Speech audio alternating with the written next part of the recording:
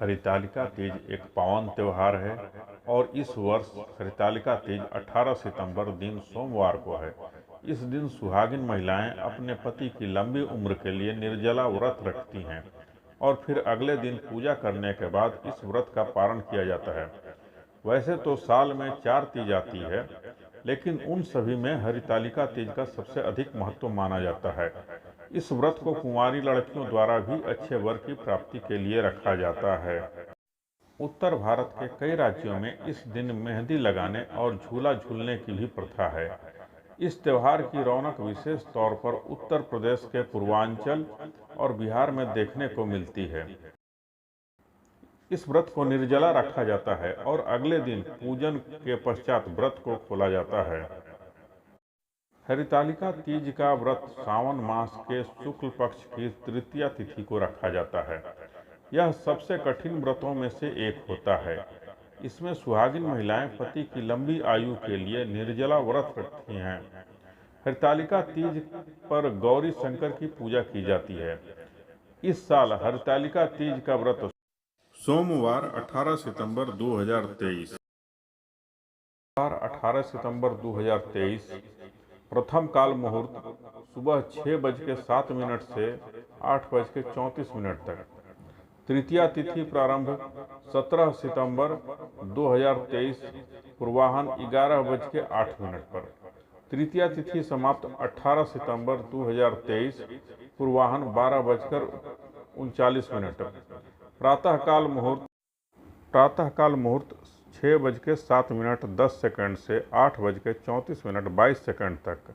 अवधि 2 घंटे 37 मिनट की। हरितालिका तीज पूजा विधि। हरितालिका तीज पर व्रत रखकर भगवान शिव और माता पार्वती की विधि विधान से पूजा अर्चना करनी चाहिए। नियमानुसार हरितालिका तीज प्रदोष काल में किया जाता है।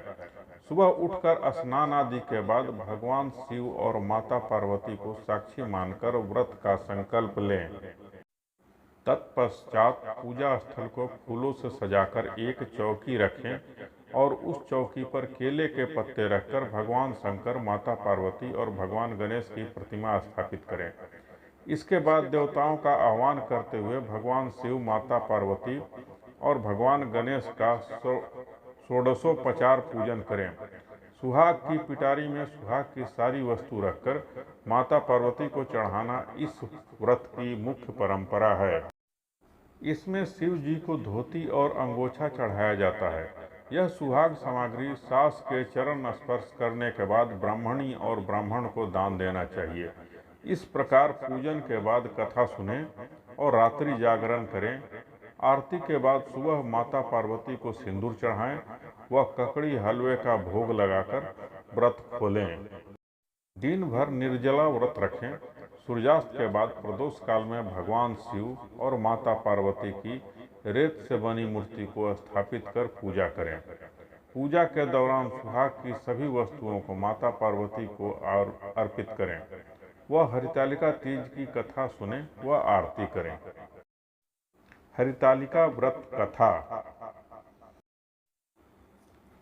हे गौरी, पर्वतराज हिमालय पर स्थित गंगा के तट पर तुमने अपनी बाल्यावस्था में 12 वर्षों तक अधोमुखी होकर घोर तप किया था।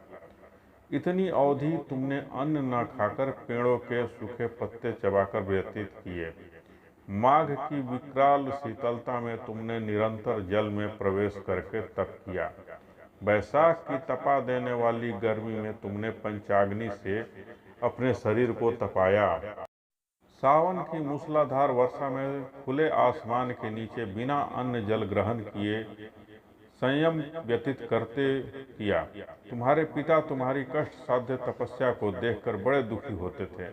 उन्हें बड़ा क्लेश होता था। तब एक दिन तुम्हारी तपस्या तथा पिता के क्लेश को देखकर नारद जी तुम्हारे घर पधारे। तुम्हारे पिता ने हृदय से अतिथि सत्कार करके उनके अपने यहाँ आने का कारण पूछा। नारद जी ने कहा, हे गिरिराज, मैं भगवान विष्णु के भेजने पर यहाँ उपस्थित हुआ हूँ। आपकी कन्या ने बड़ा कठोर तप किया है। इससे प्रसन्न होकर वे आपकी सुपुत्री से विवाह करना चाहते हैं। इस संदर्भ में मैं आपकी राय जानना चाहता हूँ। नारद जी की बात सुनकर गिरिराज गदगद हो उठे। उनके तो जैसे सारे क्लेश ही दूर हो गए। प्रसन्न चित्त होकर वे बोले, श्रीमान, यदि स्वयं विष्णु मेरी कन्या का वरण करना चाहते हैं तो भला मुझे क्या आपत्ति हो सकती है। वे तो साक्षात ब्रह्मा हैं। हे महर्षि, यह तो हर पिता की इच्छा होती है कि उसकी पुत्री सुख संपदा से युक्त पति के घर में की लक्ष्मी बने। पिता की सार्थकता इसी में है कि पति के घर जाकर उसकी पुत्री पिता के घर से अधिक सुखी रहे। तुम्हारे पिता की स्वीकृति पाकर नारद जी विष्णु के पास गए और उनसे तुम्हारे ब्याह के निश्चित होने का समाचार सुनाया। मगर इस विवाह संबंध की बात जब तुम्हारे कान में पड़ी तो तुम्हारे दुख का ठिकाना न रहा। तुम्हारी एक सखी ने तुम्हारी इस मानसिक दशा को समझ लिया और उसने तुमसे उस विक्षिप्तता का कारण जानना चाहा। तब तुमने बताया, मैंने सच्चे हृदय से भगवान शिव शंकर का वरण किया है, किंतु मेरे पिता ने मेरा विवाह विष्णु जी से निश्चित कर दिया है। मैं विचित्र धर्म संकट में हूँ, अब क्या करूँ। प्राण छोड़ देने के अतिरिक्त अब कोई भी उपाय शेष नहीं बचा है। तुम्हारी सखी बड़ी ही समझदार और सूझबूझ वाली थी। उसने कहा, सखी, प्राण त्यागने का इसमें कारण ही क्या है। संकट के मौके पर धैर्य से काम लेना चाहिए। नारी के जीवन की सार्थकता इसी में है कि पति रूप में हृदय से जिसे एक बार स्वीकार कर लिया, जीवन पर्यंत उसी से निर्वाह करे।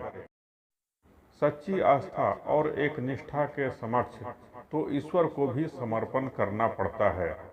मैं तुम्हें घनघोर जंगल में ले चलती हूँ, जो साधना स्थली भी है, और जहाँ तुम्हारे पिता तुम्हें खोज भी ना पाएं। वहाँ तुम साधना में लीन हो जाना। मुझे विश्वास है कि ईश्वर अवश्य ही तुम्हारी सहायता करेंगे। तुमने ऐसा ही किया। तुम्हारे पिता तुम्हें घर पर न पाकर बड़े दुखी तथा चिंतित हुए। वे सोचने लगे कि तुम जाने कहाँ चली गई। मैं विष्णु जी से उसका विवाह करने का प्रण कर चुका हूँ। यदि भगवान विष्णु बारात लेकर आ गए और कन्या घर पर न हुई तो बड़ा अपमान होगा।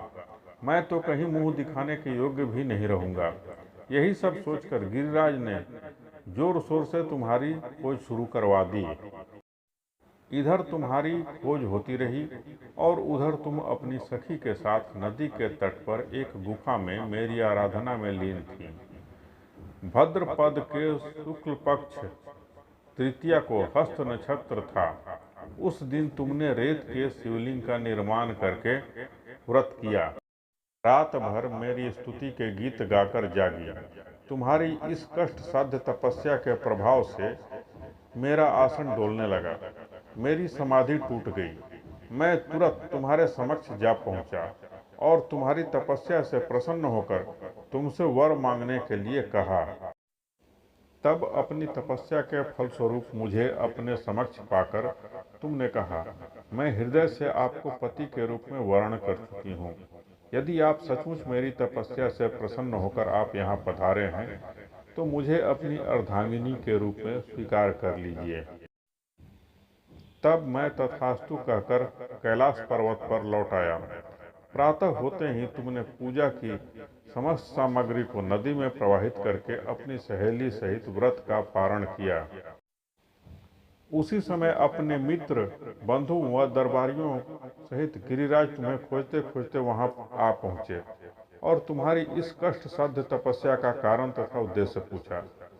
उस समय तुम्हारी दशा को देखकर गिरिराज अत्यधिक दुखी हुए और पीड़ा के कारण उनकी आंखों से आंसू उमड़ आए थे। तुमने उनके आंसू पोंछते हुए विनम्र स्वर में कहा, पिताजी, मैंने अपने जीवन का अधिकांश समय कठोर तपस्या में बिताया है। मेरी इस तपस्या का उद्देश्य केवल यही था कि मैं महादेव को पति के रूप में पाना चाहती थी। आज मैं अपनी तपस्या की कसौटी पर खरी उतर चुकी हूँ। आप क्योंकि विष्णु जी से मेरा विवाह करने का निर्णय ले चुके थे, इसलिए मैं अपने आराध्य की खोज में घर छोड़कर चली आई। अब मैं आपके साथ इसी शर्त पर घर जाऊंगी कि आप मेरा विवाह विष्णु जी से न करके महादेव जी से करेंगे। गिरिराज मान गए और तुम्हें घर ले गए। कुछ समय के पश्चात शस्त्रोक्त विधि विधान पूर्वक उन्होंने हम दोनों को विवाह सूत्र में बांध दिया। हे पार्वती, भद्रपद की शुक्ल तृतीया को तुमने मेरी आराधना करके जो व्रत किया था, उसी के फलस्वरूप मेरा तुमसे विवाह हो सका। इसका महत्व यह है कि मैं इस व्रत को करने वाली कुंवारियों को मनोवांछित फल देता हूँ। इसलिए सौभाग्य की इच्छा करने वाली प्रत्येक युवती को यह व्रत पूरी एक निष्ठा तथा आस्था से करना चाहिए।